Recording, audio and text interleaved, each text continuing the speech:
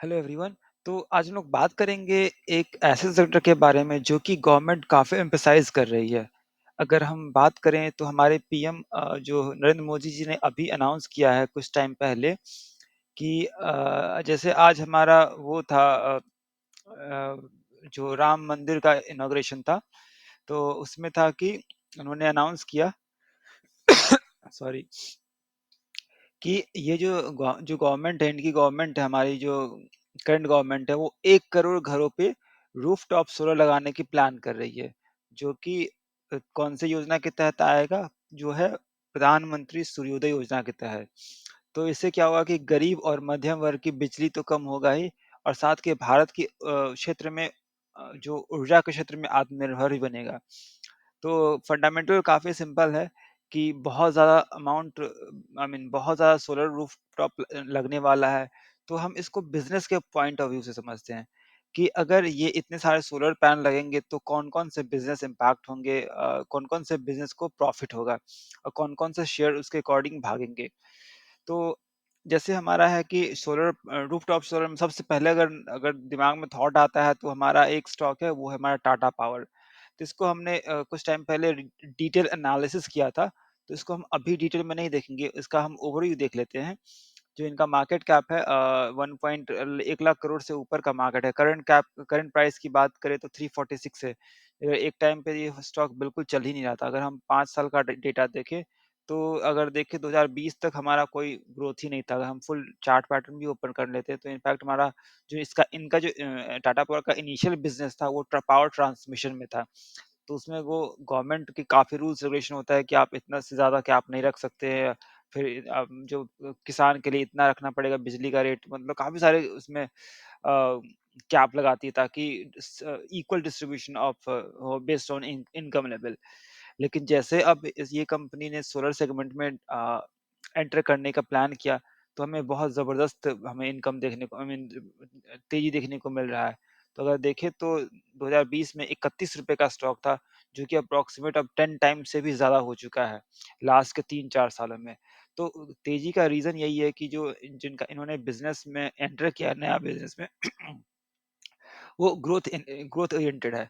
तो पूरे दुनिया ही सोलर एनर्जी के बारे में, रिन्यूएबल एनर्जी के बारे में बात कर रही है। तो इनसे जो इसका बिज़नेस आएगा वो काफ़ी एक्स्पोनेंशियली आने वाले टाइम में ग्रो होने वाला है। तो अब ये हमें कहना बिल्कुल मुश्किल होगा कि अभी मतलब 1 साल में ग्रो हो जाएगा, 4 साल लगेगा। बट अगर लॉन्ग टर्म की नज़रिया देखिए, क्योंकि हमारा जो एज़ पर रिपोर्ट जो है, वो सिर्फ़ 4% एनर्जी ही जो टोटल का इसके थ्रू हमारा कर पाते हैं। लेकिन आने वाले टाइम में जितना ज़्यादा ग्रोथ होगा उतना ज़्यादा, अगर हम इलेक्ट्रिक व्हीकल की बात करें तो 4% ही हमारा आई मीन पेनिट्रेटेड है आउट ऑफ टोटल जो है इलेक्ट्रिक व्हीकल।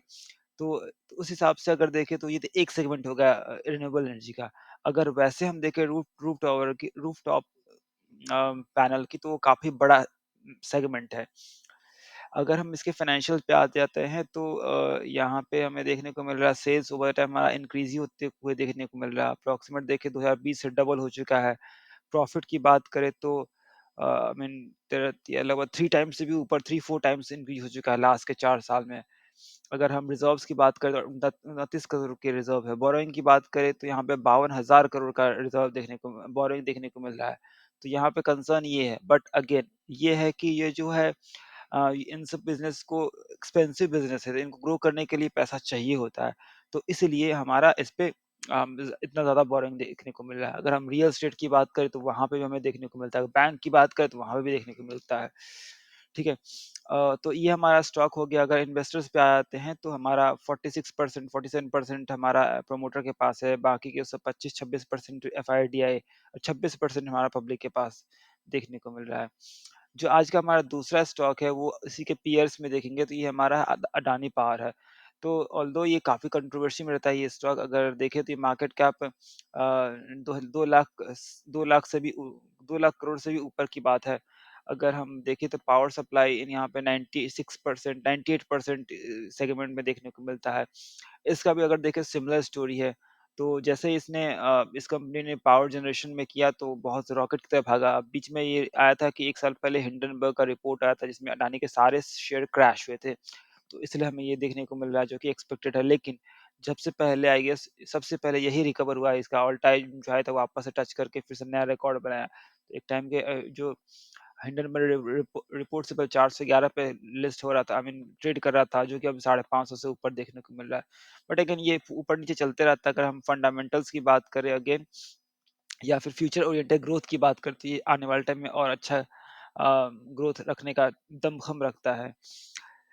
ठीक है, और इसके हम फाइनेंशियल्स देख लेते हैं। तो सेल्स हमारा ज़बरदस्त तरीके से इंक्रीज़ हो रहा है। नेट प्रॉफ़िट की बात करें तो बीच में काफ़ी फ्लक्चुएशंस थे, लेकिन देखें तो वापस से हमारा पहले 9 करोड़ था, फिर लगातार 5200 करोड़ का, फिर लगभग साढ़े 8,000 करोड़ का। अभी टीटीएम सितंबर क्वार्टर की बात करें तो 65 नहीं अप्रॉक्सिमेट साढ़े 6,000 करोड़ का देखने को मिल रहा है।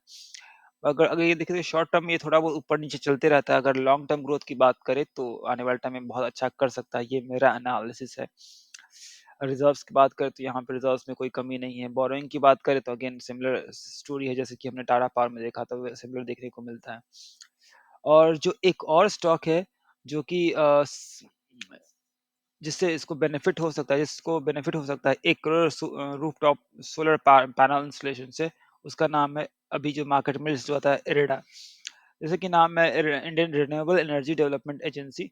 तो ये है business loan, I mean loan provide करती है रिन्यूएबल सेक्टर में। तो एज कुछ टाइम पहले तक जब लिस्ट हुई थी, उस टाइम तक सिर्फ बिजनेस लोन दे रही थी। लेकिन अब इन्होंने क्या किया है कि रिटेल जो सेगमेंट में भी उन्होंने लोन देना शुरू कर दिया है। तो रिटेल की बात करें तो काफी अंडर पेनिट्रेटेड मार्केट है, क्योंकि अगर रिटेल में हम आप जैसे लोगों को नॉर्मली अगर हम गरीब की बात करें तो लोन में इतना ईज़िली अवेलेबल नहीं होता है, उसमें क्रेडिट्स की दिक्कत होती है। तो इसी को अगर हम देखें तो मार्केट देखें तो बहुत ज़बरदस्त मार्केट होने वाला है। अगेन जैसे ये अभी कुछ टाइम से देखें, इसका हम चार्ट पैटर्न ओपन कर लेते हैं तो देख रहे हैं कि यहाँ पे अगर यहाँ देख लेते हैं, इरेडा शेयर देख लेते हैं, तो हमें काफ़ी फ्लक्चुएशंस देखने को मिलता है यहाँ पे। अगर एक मंथ में देखें तो लगभग 46% जब से लिस्ट हुआ है तब से 148% का है। तो इसका मतलब ये नहीं कि 1 महीने में 6 महीने में 148% का नहीं। तो ऐसा नहीं है, रीज़न बीइंग कि जैसे ही कुछ न्यूज़ आता है तो स्टॉक जो मार्केट है पहले ही मैनिपुलेट कर लेता है कि अच्छा इससे इतना प्रॉफ़िट हो सकता है, इससे इतना नुकसान हो सकता है। तो इसलिए हमें सर्किट हमारे देखने को मिलता है। अगर कुछ अच्छा न्यूज़ आ गया तो हमारा अपर सर्किट, अगर कोई बुरा न्यूज़ आ गया तो हमारा लोअर सर्किट देखने को मिलता है। तो ये हमारा अभी-अभी लिस्ट हुआ है, अगेन ये गवर्नमेंट के कंट्रोल है, गवर्नमेंट ओन्ड एंटिटी है। अगर हम इसके इन्वेस्टर्स पे जाएँगे तो हमारा प्रमोटर में 75% गवर्नमेंट ऑफ इंडिया का प्रेसिडेंट ऑफ इंडिया का देखने को मिल जाएगा। अगर एफआईडीआई की बात करें तो हमारा लगभग 5 से 6% के पास है, बाकी का 18%, 18 पौने 19% हमारा पब्लिक के पास देखने को मिलता है। ठीक है, और हम इसके हमारे पास ज़्यादा डेटा होगा नहीं, अगेन अवेलेबल इसका अगर नेट प्रॉफिट की बात 250 करोड़, 215, 346, 634, 865, बहुत ज़बरदस्त ग्रोथ देखने को मिल रहा है। अगर हमारे पास 4-5 साल का ही डेटा है अवेलेबल। अगर रेवेन्यू की बात करें तो वो भी ज़बरदस्त देखने को मिल रहा है। इसके बैलेंस शीट पे आते हैं तो अगेन ये भी हमारा लोन ओरिएंटेड सेक्टर है, तो यहाँ पे बोरिंग ज़बरदस्त होने वाला है। तो जो कि हमें देखने को भी मिल रहा है। रिज़र्व्स की बात करें तो 1800 करोड़ एक टाइम पे था, जो कि डबल होके 3600 करोड़ हो जाएगा 4 साल में। अगर बोरोइंग की बात करें तो 2019 में 18,000 करोड़ था, जो कि होते-होते अभी डबल से भी ज़्यादा हो चुका है। तो ऑब्वियसली ये जितना लोन ज़्यादा होगा तो उतना बिज़नेस ज़्यादा मिल रहा है। लेकिन हाँ, ये ध्यान में रखने वाली बात है कि लोन को टाइम पे ही अ, मिलते रहे। अगेन ये गवर्नमेंट कंट्रोल एंटिटी है तो इतना दिक्कत होने वाला है नहीं। जिस तरह से गवर्नमेंट एनर्जी सेगमेंट पे काफ़ी रिन्यूएबल एनर्जी पे काफ़ी फ़ोकस कर रही है। ठीक है, तो कुल मिला के यही था 3 स्टॉक जो पहला था हमारा टाटा पावर, दूसरा हमारा रानी पावर, तीसरा हमारा इरेडा। सो अगेन ये सिर्फ़ यही 3 स्टॉक्स नहीं, और भी बहुत सारे स्टॉक्स मिल जाएँगे। बट मेरे हिसाब से जो फंडामेंटल्स की बात करें या फिर जितने सेफ स्टॉक्स की बात करें तो ये हमारा काफ़ी सेफ कैटेगरी में देखने को मिलता है। अगर अडानी की बात करें तो फ्लक्चुएशंस बहुत ज़्यादा ऊपर-नीचे रहता है। कुछ रिपोर्ट आने पे अपर सर्किट, लोअर सर्किट लगते रहता है। तो ये सब चीज़ें चलती रहती है। बट अगर लॉन्ग टर्म की बात करें तो ये लॉन्ग टर्म में आने वाले टाइम में और अच्छा कर सकता है। ये मेरा एनालिसिस है, जो कि मैं गलत भी हो सकता हूँ। अगर आप कुछ अच्छा सोच और कुछ अलग सोचे तो मुझे बता सकते हैं। So thank you so much for watching, see you in the next video, bye bye.